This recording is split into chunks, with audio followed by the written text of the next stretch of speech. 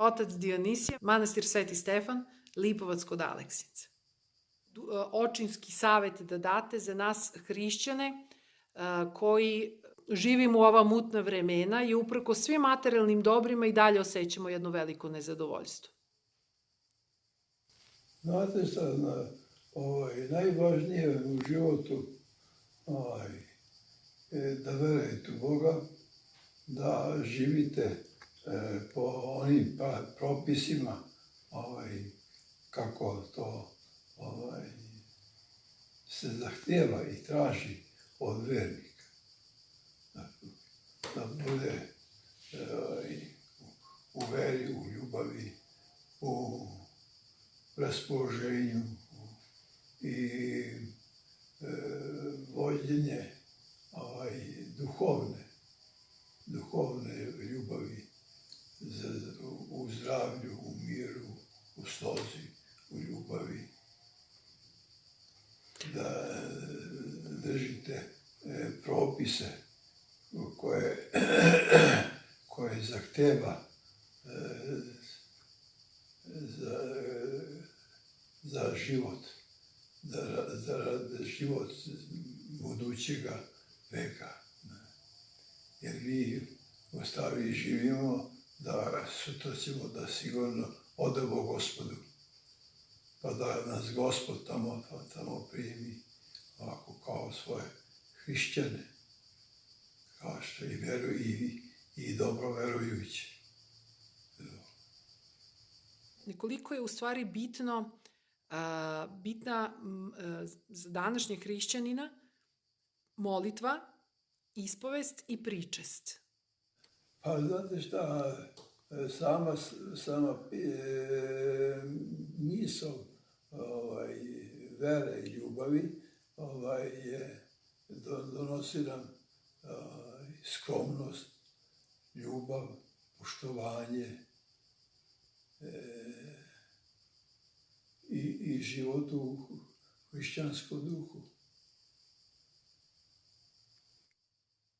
Za nas roditelje koji vaspitavamo decu, vidite kakva su danas vremena. Koji biste nama savet dali? Kako decu na najpravilniji način da usmerimo? Jednostavno, morate da vodite računa tamo, deca, kako se ponašaju u porodici, kako se ponašaju u društvu svojih drugova i odnosno kad budu stari svojih kolega. Da. To je bitno. I da živite u hrišćanskoj toj veri. Dosta brakova se danas raspada zbog preljube, zbog nevernosti partnera.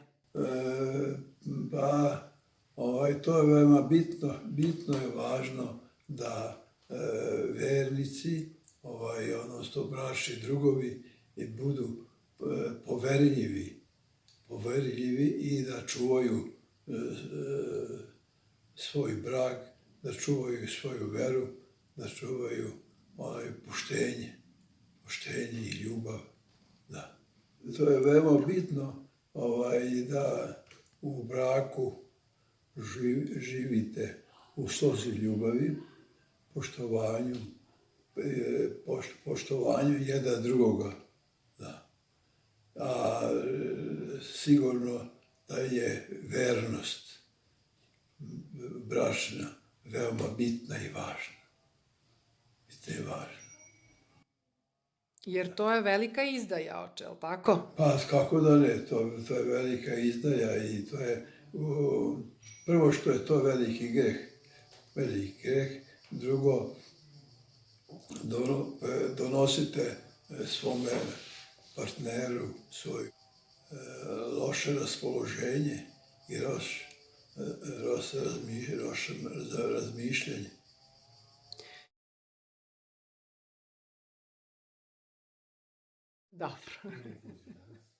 Dobro. Evo, možete neki očinski savjet, oče, da nam date za kraj? Pa to je očinski savjet. za nas vernike. Da budete iskreni i prema svojoj porodici i prema prijateljima, rođacima, a i prema neprijateljima, da budete kako da se ponašate sa svima u sozu ljubavi. A samo mi još to kažite, kako prema neprijateljima da se ophodimo? Kako? Kako prema neprijateljima da se ophodimo kad znamo da su oni neprijatelji, da nam čine zlo? Pa, znate šta, hrišćanski moramo. Mi njih moramo kao ljude da poštujemo, a mi ne moramo da živimo onako po njihovom lošom razmišljenju o tom. A inače, kao ljude treba da ih poštujemo, a što oni nisu iskreni i ispravni, to je on će to da odgovara pred Bogom. Samo poštovanje i daleko, je li tako? Samo poštovanje i lepo.